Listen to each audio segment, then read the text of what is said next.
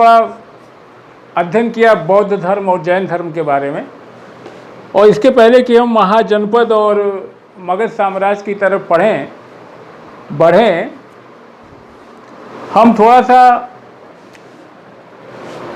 भागवत धर्म जो आगे चल के वैष्णव धर्म में परिवर्तित हो गया, और शैव धर्म के बारे में भी संक्षेप में चर्चा कर लें। ये धर्म साहित्य और दर्शन की दृष्टि से नहीं, इतिहास के एक सामान्य अध्ययन के तौर पे हम इसकी चर्चा कर लें। ईसा पूर्व 6वीं शताब्दी में जब बौद्ध धर्म और जैन धर्म का उद्भव हुआ, तो उस समय अनेक अन्य संप्रदाय जो कि स्वभाव से कट्टरवादी थे, उनका भी जन्म हुआ। इनमें भागवत संप्रदाय और शैव संप्रदाय दो महत्वपूर्ण संप्रदाय थे, जो कि आगे चल के जिनका उत्तरोत्तर विकास हुआ। और आज तक अगर आप देखेंगे तो सनातन धर्म, वैष्णव धर्म, शैव धर्म, उस सब का असर आज भी हमारे जनजीवन पे है। भागवत धर्म ये माना गया कि यज्ञ, बलि और पूजा ही नहीं, भक्ति के द्वारा भी ईश्वर को पाया जा सकता है। इस मान्यता को कि सिर्फ यज्ञ में बलि देने से, पूजा करने से ईश्वर को नहीं प्राप्त किया जा सकता मंत्रों से, बल्कि भक्ति के द्वारा ईश्वर के प्रति समर्पण करके भी ईश्वर को प्राप्त किया जा सकता है। इस भागवत धर्म के प्रवर्तक वासुदेव थे। वासुदेव, और ये वासुदेव जो थे, यादवों की एक शाखा थी, उसको क्या कहते थे? वृषणी शाखा। वृषणी शाखा या कहते हैं सात्वत, इसको सात्वत भी कहते हैं। इसके प्रधान थे ये। और वासुदेव की पहचान कृष्ण से भी की जाती है। तो ये अगर ये होता है कि भागवत धर्म के प्रवर्तक कौन थे, तो भागवत धर्म के प्रवर्तक ये वासुदेव कृष्ण थे। ठीक, क्लियर हो गई बात? एग्जाम में आता है। और इसका केंद्र मथुरा में था। इसको लोकप्रिय करने का, भागवत धर्म को लोकप्रिय करने का श्रेय इसी वासुदेव और कृष्ण जी को जाता है। कृष्ण के जीवन के अनेक प्रसंग, अनेक रोचक प्रसंग की झलक आपको महाभारत में मिलती है। महाभारत एक महत्वपूर्ण ग्रंथ है भागवत धर्म का, और इसका जो मूल कथ्य है, जो मूल तत्व है, वो श्रीमद् भगवत गीता में, जो ईसा की 4वीं शताब्दी में, ईसा की 4वीं शताब्दी का है। गीता पूरा नाम क्या कहते हैं? श्रीमद् भगवत गीता। श्रीमद् भगवत गीता जानते हैं आप। इसका मूल कथ्य जो है, मूल तत्व जो है, वो यहीं पे है। और आगे चल के इसी भागवत धर्म का विकास जो है, भागवत संप्रदाय का कहिए विकास जो है, वैष्णव धर्म में ये परिवर्तित हो गया। और वैष्णव धर्म अगर आप बात करेंगे तो उसका मूल तत्व अवतारवाद की अवधारणा है। मान्यता है कि भगवान अपने भक्तों के उद्धार के लिए, अवतार मतलब ऊपर से नीचे आना, जन्म लेना, तो अवतार के रूप में प्रकट होते हैं। और अवतार शब्द विष्णु अथवा अन्य देवताओं के अवतरण के लिए, ऊपर से नीचे आने के लिए संक्षेप में जानिए प्रयुक्त हुआ है। और ये अगर आप अमर सिंह की अमरकोश या जयदेव के गीत गोविंद की बात मानेंगे, तो उनके हिसाब से 39 अवतार जो है, इनकॉर्नेशन इंग्लिश में जिसको कहते हैं, हुए हैं। परंतु अवतार हैं जो कि प्रचलित हैं। उनका नाम आप जानते हैं, ये भी परीक्षाओं में आता है कभी कभी। वो कौन कौन से हैं? मत्स्य अवतार पहला है, मत्स्य अवतार, कूर्म अवतार, वाराह अवतार, नरसिंह अवतार, वामन अवतार। 5 तो ये हो गए। 5 ये कौन कौन से हो गए? मत्स्य, कूर्म, वाराह या वराह कहिए, नरसिंह और वामन। ठीक, ये जानना चाहिए। ये हमारे धर्म और संस्कृति का विषय है कि जो 10 अवतार की जो प्रचलित हैं, उनमें सबसे पहला आपका मत्स्य अवतार, कूर्म अवतार, वाराह अवतार, नरसिंह अवतार, वामन अवतार, ये 5 हो गए। एक ये 5 आपके हो गए। बाद के 5 में आपके कौन है? परशुराम है। परशुराम को भी विष्णु का अवतार माना जाता है। फिर रामावतार है, फिर कृष्णावतार है, रामावतार, कृष्णावतार। उसके बाद कौन है? परशुराम, राम, कृष्ण। उसके बाद है बुद्ध। भगवान बुद्ध को भी विष्णु का अवतार मान लिया गया। और आखिरी और 10वें हैं कल्कि, या कहीं कहीं ने आप कलि कहते हैं, कलि अवतार।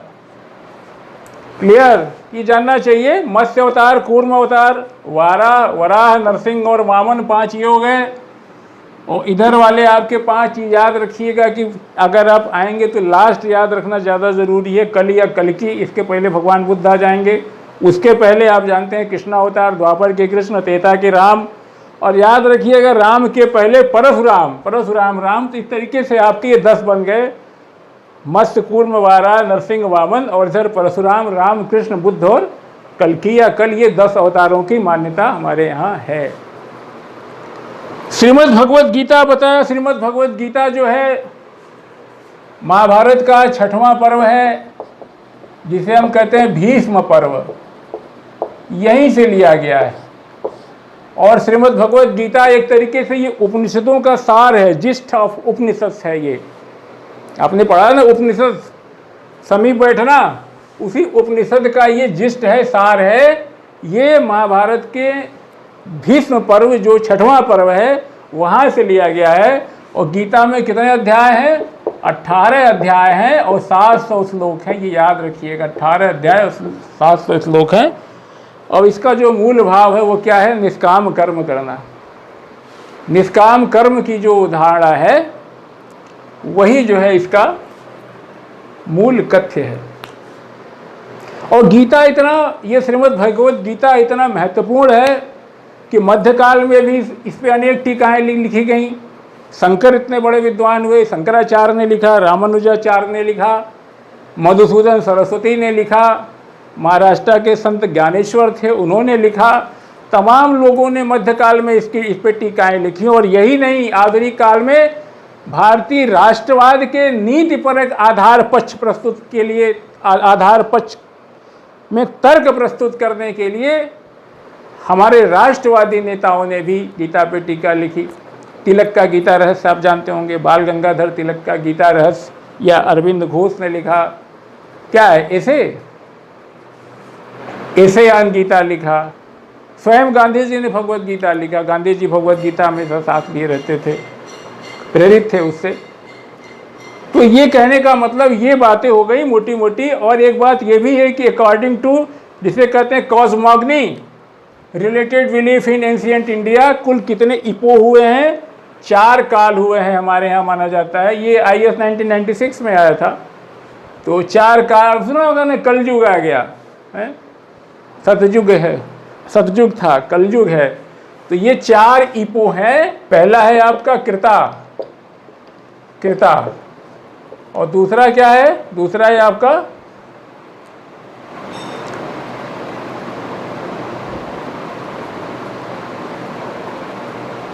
त्रेता, तीसरा है द्वापर,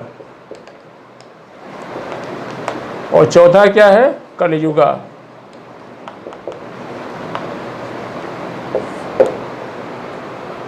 तो ये कृता, जिसे आप सतयुग कहते हैं, वो आया, फिर त्रेता आया, और तीसरा आपका द्वापर आया, और चौथा कलयुग है।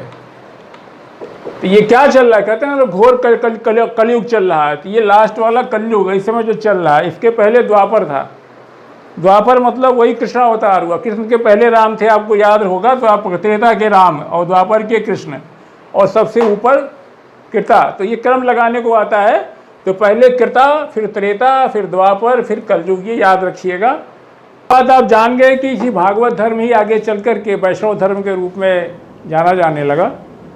और सबसे पहले छांदोग्य उपनिषद में इस बात का प्रमाण मिलता है कि जो कृष्ण की बात हो रही वो देवकी नंदन, देवकी पुत्र ही हैं। और देवताओं के विकास का क्रम आपने देखा कि ऋग्वेद में इंद्र, अग्नि और वरुण महत्वपूर्ण देवता थे। इंद्र को गॉड ऑफ स्काई कहा गया। आगे उत्तर वैदिक काल में आके हमारे 3 देवता प्रजापति, रुद्र और विष्णु हो गए। ये भी आप जानते हैं कि विष्णु को जो है guardian and protector of people कहा जाता था। ये भी कई दफ़ा आता है एग्जाम में, याद रखिएगा इसको। और Patanjali has described Vasudeva as the form of Vishnu. Patanjali से और विष्णु पुराण से ये पता चलता है कि ये जो है, ये जिस वासुदेव कृष्ण की बात हो रही है, ये विष्णु का ही एक रूप थे। विष्णु पुराण में विष्णु की जगह, विष्णु का नाम की जगह कई बार वासुदेव पर्यायवाची के रूप में वासुदेव प्रयोग हुआ है। और पतंजलि बताते हैं कि उनके समय में वासुदेव की या भागवत धर्म की पूजा हुआ करती थी, और जो पूजा करते थे उन्हें वासुदेवक कहते थे। जो वासुदेव की पूजा करते थे उन्हें उस समय वासुदेवक कहा जाता था, ये बताते हैं। पतंजलि की रचनाओं से ये पता चलता है। और पहले ये धर्म मथुरा में कहीं आएगा, अगर इस तरह से प्रश्न उठता है, तो पहले यह धर्म मथुरा में, उसके बाद से चारों तरफ ये फैला। और अगर आप according to the Greek ambassador Megasthenes, अगर आप ग्रीस यात्री, ग्रीस एम्बेसडर राजदूत मैगस्थनीज की माने, that the people of Sursen were worshipper of Heracles। Surya Sen Mathura, Surya Sen कुछ और नहीं मथुरा, कहते हैं कि यहाँ के लोग जो है हेराक्लस की पूजा करते थे। हेराक्लस, इन हेराक्लस की पहचान जो है वासुदेव कृष्ण के रूप में की गई है। On the first available stone monument related with Bhagavata religion was Garuda pillar of Vidisha Besnagar. Vidisha Besnagar का जो गरुड़ पिलर है, गरुड़ स्तंभ है, कहाँ का? बेसनगर विदिशा का।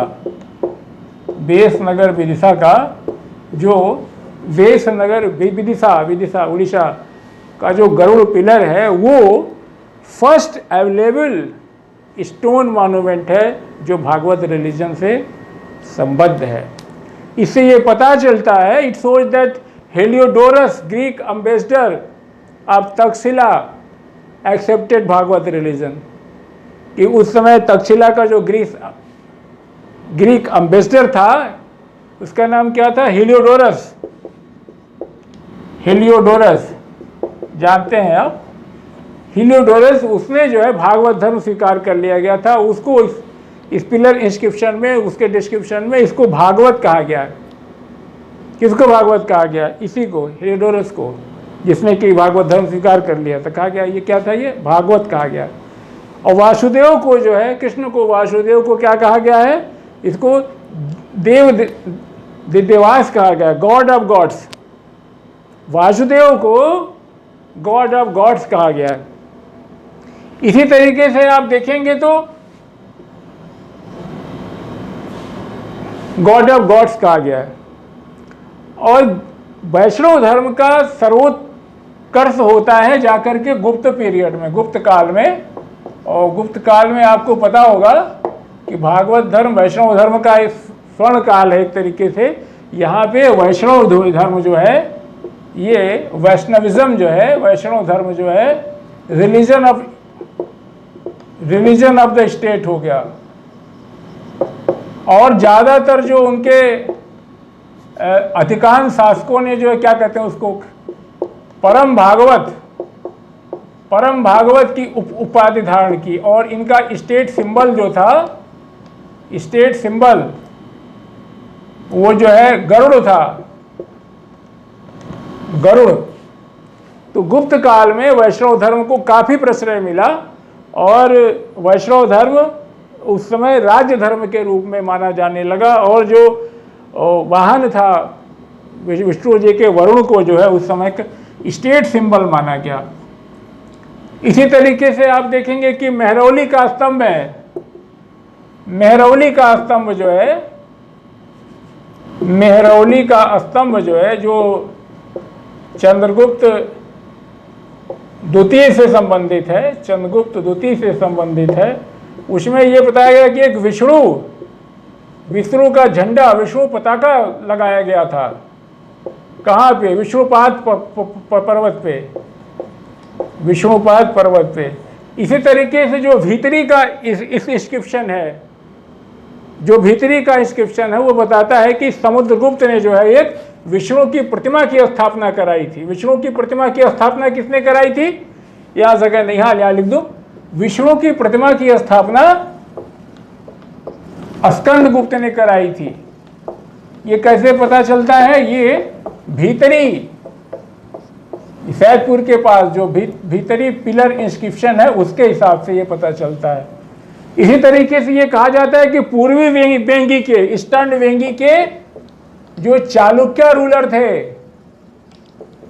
ये सब आप जानते हैं, बस खाली दोहरा लेंगे आप कि ईस्टर्न वेंगी के जो चालुक्य रूलर थे उन्होंने भी गुप्तों की तरीके से वैष्णव धर्म को राज्य धर्म बनाया और जो विष्णु से जुड़ा हुआ जो प्रतीक था उसे स्टेट सिंबल बनाया। ये बात भी पता है आप सबको। और राष्ट्रकूट शासक दंतिदुर्ग का नाम सुना होगा आपने। राष्ट्रकूट शासक जिनका नाम क्या था? दंतिदुर्ग। उन्होंने जो क्या कराया? उन्होंने, दंतिदुर्ग ने कहा एलोरा में दशावतार मंदिर की स्थापना की। दशावतार मंदिर यानी विष्णु के जो 10 इनकॉर्नेशंस की बात कर रहा था, 10 अवतारों की बात कर रहा था, दशावतार मंदिर ये राष्ट्रकूट शासक दंतिदुर्ग ने जो है बनवाया। और इसी तरीके से एक पुस्तक है दशावतार चरित्र,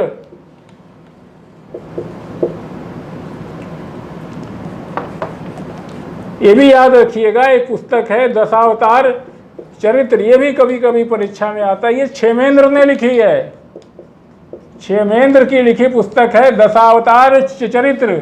इस लिखे में ज़्यादा ध्यान दीजिए, कान से लिखे पे कम ध्यान दीजिए, कान से ज़्यादा सुनिए। धर्म का, भागवत धर्म जो बाद में वैष्णव धर्म के रूप में जाना गया, इसका केंद्र बताया मथुरा था। मथुरा से ये चारों तरफ फैला और दक्षिण भारत में इसको लोकप्रिय बनाने का, प्रचार करने का श्रेय अलवार संतों को जाता है। इनका नाम आपने सुना होगा, अलवार संत। ये कुल 12 थे संख्या में। इसी तरीके से नैनार थे, नैनार जिन्होंने शैव धर्म का दक्षिण में प्रचार किया। इनकी संख्या कुल कभी आता है तो 63 थी, याद रखिएगा, दोनों का कंपैरिजन कर लीजिए। अलवार कुल 12 संत थे और नैनार में 63 संत थे। अलवार का एक बार दफा आया है कि इसका मतलब क्या होता है, इसके मीनिंग क्या है। अलवार का मतलब होता है वाइज पर्सन। मीनिंग,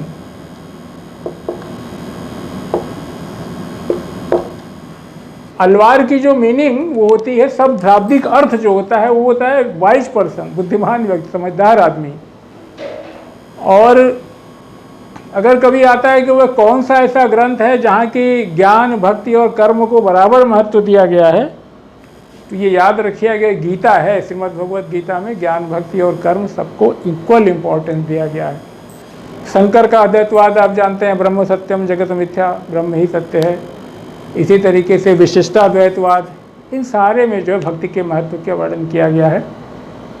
और थोड़ा सा हम शैव धर्म के बारे में अगर जान लें, शैव धर्म तो ऐसा धर्म जो शिव के प्रति डिवोटेड है वो शैव धर्म है। और इसके अनुयायियों को शैव कहा जाता है, जो शैव धर्म के मानने वाले हैं। और ये भी आप जानते हैं कि शैव धर्म भारत का सबसे प्राचीनतम धर्म है। ये प्री हिस्टोरिक एज से ही, प्री हिस्टोरिक एज में ही आप जानते हैं कि शिव की पूजा होती थी। अगर इंडस वैली सिविलाइजेशन आपने पढ़ा है, आपने पढ़ाई है, तो आप जानते हैं कि सिंधु घाटी सभ्यता में जो मुहर मिली है, जिसपे वो जो योगी की मुद्रा मिली है, उसकी पहचान किसने की थी? सर जॉन मार्शल साहब ने उसकी पहचान शिव और रुद्र से की थी। ठीक, यानी शिव की पूजा, रुद्र की पूजा प्राचीनतम समय, यानी कि ये प्री हिस्टोरिक एज, सिंधु घाटी सभ्यता से, सिंधु घाटी काल से होती आई है। और ऋग्वेद में आप जानते हैं कि शिव को रुद्र कहा गया है।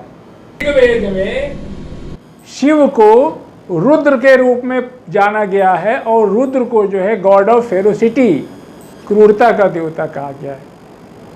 वाजस्नेयी संहिता में जो शतरुद्रीय मंत्र आता है उसमें जो है शिव को गॉड ऑफ यूनिवर्स कहा गया है, ब्रह्मांड का देवता कहा गया है।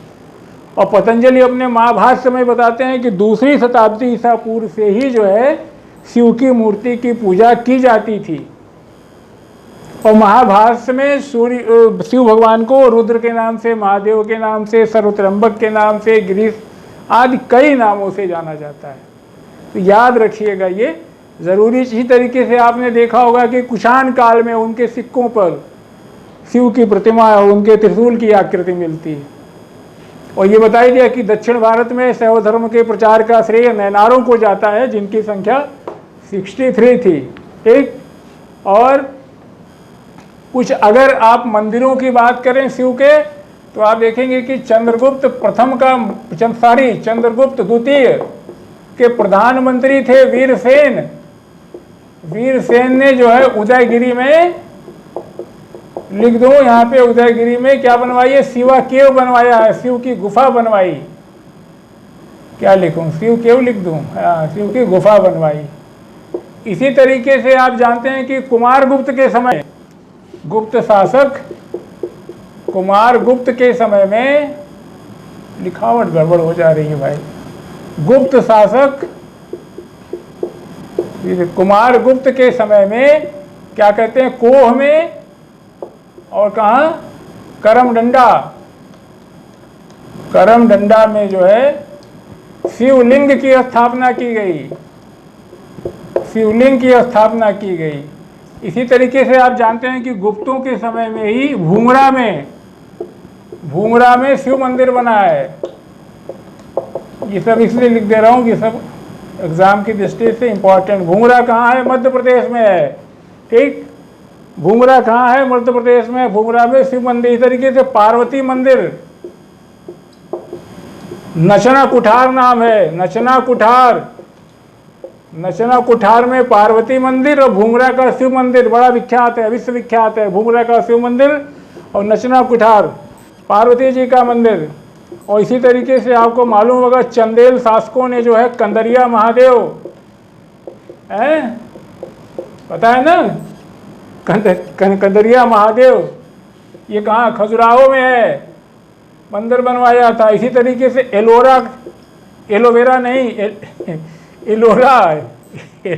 एलोवेरा निकल जाता है। एलोरा का कैलाश मंदिर जो है, एलोरा का कैलाश मंदिर टेम्पल, ये किसने बनवाया था? राष्ट्रकूटों ने बनवाया था। इसी तरीके से आप मालूम होगा कि तंजौर चोल शासक जो है शिव के परम भक्त थे। चोलाज वेयर स्टंच, क्या कहते हैं उसको, डिवोटी ऑफ लॉर्ड शिवा। तो चोल शासक जो है ने तंजौर में जो है ये बड़े महत्वपूर्ण मंदिर हैं। राजराजेश्वर मंदिर बनवाया। दक्षिण भारत के चोल शासक भगवान शिव के परम भक्त थे, यानी शैव थे। राजराजेश्वर मंदिर बनवाया। इसे किसने बनवाया? राज प्रथम थे, हाँ, इन्होंने बनवाया। चंदेल शासकों की बात हो गई, एलोरा का कैलाश मंदिर हो गया, नचना कुठार हो गया। और कालिदास की रचना अगर आपने कुमार संभव पढ़ी होगी तो उसमें देखा होगा कि शिव का कितना सुंदर वर्णन कालिदास ने किया है। तो ये सारी थोड़ा इंपॉर्टेंट चीज़ें हैं कि अगर कहीं आता है उदयगिरी की शिव गुफा किसने बनवाई, तो याद रखिएगा वीरसेन या चंद्रगुप्त द्वितीय के प्रधानमंत्री थे कुमारगुप्त के समय में कोह में और करमडंडा में शिवलिंग की स्थापना हुई। गुप्त शासकों की बात जानते ही हैं आप। भूंगरा में शिव मंदिर स्थापित किया गया। भूंगरा कहाँ है? तो मध्य प्रदेश है। पार्वती जी का मंदिर है, भूंगरा शिव का मंदिर, और ये पार्वती जी का नचना कुठार, ये मशहूर मंदिर है। चंदेल शासकों के द्वारा खजुराहो में बनाया गया। कंदरिया महादेव आप जानते हैं। एलोरा का कैलाश मंदिर राष्ट्रकूटों ने बनवाया था। तंजौर, ये दक्षिण भारत चोल शासकों की बात हो रही है। स्टंट फॉलोअर थे लॉर्ड शिवा के राजा राज प्रथम ने ये जो है तंजौर में राजराजेश्वर मंदिर बनवाया, भगवान शिव को समर्पित है। इसी तरीके से आप जानते हैं कि शिव की 12 ज्योतिर्लिंग हैं देश भर में, और सारे शिव भक्त यानी शैव जो है उसकी पूजा और अर्चना के लिए सदैव अपने मन में अभिलाषा रखते हैं, जिनमें आप महत्वपूर्ण है, आप एक सोमनाथ का नाम सुने होंगे, गुजरात में है सोमनाथ, और नागेश्वरनाथ, केदारनाथ, विश्वनाथ, बैजनाथ, और क्या है आपका बैजनाथ, उज्जैन का महाकालेश्वर, फिर ओंकारेश्वर, और भीमशंकर, त्र्यंबकेश्वर, मल्लिकार्जुन, और ये क्या है, धुष्मेश्वर महादेव भी हैं, अंत में दक्षिण में रामेश्वर महादेव, मल्लिकार्जुन आंध्र प्रदेश का। तो इस तरीके से कुल 12 ज्योतिर्लिंग देश भर में स्थापित है और भगवान शिव को मानने वाले सारे शिव इसकी पूजा अर्चना करके अपना सौभाग्य समझते हैं। तो वरुण पुराण के अनुसार शिव के 4 शक्ति बताए गए हैं, शैव, पाशुपत और क्या कपालिक और कालमुख। ये 4 शक्ति, ये जो है शैव धर्म की चर्चा हम कर रहे हैं। शैव धर्म जो शिव को अपना अभिष्ट मानते हैं, शिव की पूजा करते हैं, कालमुख। तो पाशुपत संप्रदाय की स्थापना आपको मालूम है किसने की थी? ये लकुलिश ने की थी और लकुलिश को जो है शिव का अवतार माना जाता है, इनको शिव का इनकारनेशन अवतार माना जाता है लकुलिश। ये जो है 2री सदी ईसा पूर्व में, 2री सदी ईसा पूर्व में की गई थी। और इसी तरीके से आपका कपालिक संप्रदाय है, ये जो है भैरव की पूजा करते हैं, भैरव। और भैरव को भी जो है शिव का अवतार माना जाता है। ये भैरव बाबा को भी जो हम शिव का अवतार मानते हैं। ये संक्षेप में चर्चा हो गई। और आप जानते हैं कि जो ये कपालिक होते हैं ये मांस से परहेज नहीं करते और अपने हाथ में क्या लेके चलते हैं, इनके हाथ में आप देखेंगे तो नरमुंड होता है और पूरे शरीर में जो है वो राख, भस्म, चिता की भस्म, श्मशान की जो भस्म होती है उसको शरीर में पोते रहते हैं और हाथ में जो है नरमुंड लिए रहते हैं और मांस आदि जो पाते हैं उससे उनका जीवन थोड़ा सा अलग तरह का होता है। ये भैरव होते हैं। इसी तरीके से इसमें एक लिंगायत संप्रदाय है। बहुत आपने कर्नाटका में सुना होगा, है लिंगायत की चर्चा बहुत होती है। लिंगायत संप्रदाय, वासव ने इनकी स्थापना की थी। वासव, लिंगायत संप्रदाय के संस्थापक कौन थे? वासव थे। याद रखिएगा, ये छोटी इंपॉर्टेंट चीज़ें हैं। और इसी तरीके से नाथ पंथ है, ये भी शिव से जुड़ा हुआ है। नाथ पंथी जो है शिव को ही अपना आदि मानते हैं। आदिनाथ जो है ये भी शिव को ही मानते हैं, नाथपंथी। और इसका प्रारंभ जो है मत्स्येंद्र नाथ जी ने किया था। मत्स्येंद्र नाथ, ये करीब आपकी 10वीं सदी के अंत की बात है। 10वीं सदी के आखिर में, आखिर ही मैं लिख दूं अंत की जगह, तो ये मत्स्येंद्र नाथ ने किया था। और आप 10वीं 11वीं शताब्दी में इनके योग्य शिष्य थे बाबा गोरखनाथ जी। आज इस बाबा गोरखनाथ जी, इन्होंने नाथ संप्रदाय का बड़ा जम के प्रचार प्रसार किया। इन्हीं की वजह से, बाबा गोरखनाथ जी की वजह से ही नाथ संप्रदाय इतना लोकप्रिय हुआ। ये संक्षेप में बात हो गई। और बाबा गोरखनाथ ये हो गए लिंगायत नाथ संप्रदाय, ये शिव से जुड़ी हुई कुछ मोटी मोटी बातें। मंदिर की बात आप जानने बता रहे थे कि अभी बताया कि तंजौर का राजराजेश्वर मंदिर, याद रखिएगा ये तमिलनाडु में है, ये मैचिंग में आ जाएगा। शिव का मंदिर बताया भूमरा में शिव का मंदिर। इसी तरीके से नटराज का मंदिर बड़ा, हाँ नटराज का मंदिर, नटराज की प्रतिमा आप खूब देखते हैं। नटराज का मंदिर कहाँ है? नटराज टेम्पल, ये चिदम्बरम में है। चिदम्बरम, इस पर लिखने की जगह नहीं है, देखिए कम सुनिए ज़्यादा। नटराज मंदिर कहाँ है? चिदम्बरम कहाँ है? वहीं तमिलनाडु में। विरूपाक्ष मंदिर, विरूपाक्ष हम्पी कर्नाटका में। ठीक, ये छोटी बातें आप जानते हैं। एग्जाम में एक दफ़ा ये वराह अवतार के बारे में आया, तो आप जानते हैं कि वराह अवतार भगवान विष्णु के 10 अवतारों में से एक महत्वपूर्ण अवतार है। इसमें संक्षेप में ये जाने कि कहा जाता है कि पृथ्वी को समुद्र से बचाया था। दैत्य था, उसका नाम क्या था? राक्षस का हिरणाक्ष नाम था। उसने जो है पृथ्वी को ले आकर के समुद्र में छुपा दिया था तो उसका अंत करने के लिए भगवान विष्णु ने बड़ा है अवतार लिया था। एग्जाम में आया हुआ 2-3 दफ़ा, इसलिए मैंने बता दिया। याद रखिएगा कि समुद्र से पृथ्वी को बचाने वाला। और किसका वध किया था? तो दैत्य हिरणाक्ष का किया था। और थोड़ी सी बात कर ले शक्ति संप्रदाय के बारे में। तो शक्ति संप्रदाय, शैव संप्रदाय दोनों एक दूसरे से जुड़े हुए हैं, दोनों प्री हिस्टोरिक हैं। आपको पता है कि सिंधु घाटी सभ्यता में जैसे मोहरों पे योगी की मुद्रा मिली, मार्शल ने कहा कि उसकी पहचान रुद्र और शिव से की, उसी तरीके से आपको मालूम है कि मातृ देवी की पूजा हुआ करती थी। तो ये कोई नई चीज़ नहीं है, देवी को पूजा करना शक्ति के रूप में। आज भी आपकी वाक्य देवी शक्ति की देवी हैं सरस्वती, धन की देवी हैं, लक्ष्मी देवी, धन की देवी, विद्या की देवी, सरस्वती देवी, शक्ति की देवी तो दुर्गा देवी, काली देवी, इनकी पूजा होती है। हम देवी की शक्ति के पुजारी रहे हैं। और दैव शक्ति और शैव और शक्ति दोनों एक दूसरे से जुड़ी हुई हैं, इनको पृथक करना मुश्किल है। महाभारत और पुराण की चर्चा अगर मानेंगे उसमें बहुत सारे देवताओं के साथ साथ देवियों के भी महात्म्य हैं। महाभारत और पुराणों में देवताओं के साथ साथ देवियों के भी महात्म्य का वर्णन है। उत्तर वैदिक काल में आपने देखा था ही, ऋग्वैदिक काल में बताया किस तरीके से सभा और समिति में उनका योगदान हुआ करता था। और अगर देवियों की बात करेंगे तो मंदिर में वैष्णव देवी का मंदिर दर्शन करने जम्मू जाते हैं आप लोग, विंध्याचल का मंदिर, अब उसको विंध्याचल ही कहिए है। 64 योगिनी का मंदिर अभी चर्चा किया मैंने, 64 योगिनी का मंदिर ये भेड़ा घाट में है। इसी तरीके से नचना कुठार बताया, नचना कुठार में पार्वती जी का मंदिर है, ये बड़ा मशहूर है। और अगर दक्षिणेश्वर में काली जी का मंदिर नहीं जाना तो कुछ नहीं जाना, ये कोलकाता में है।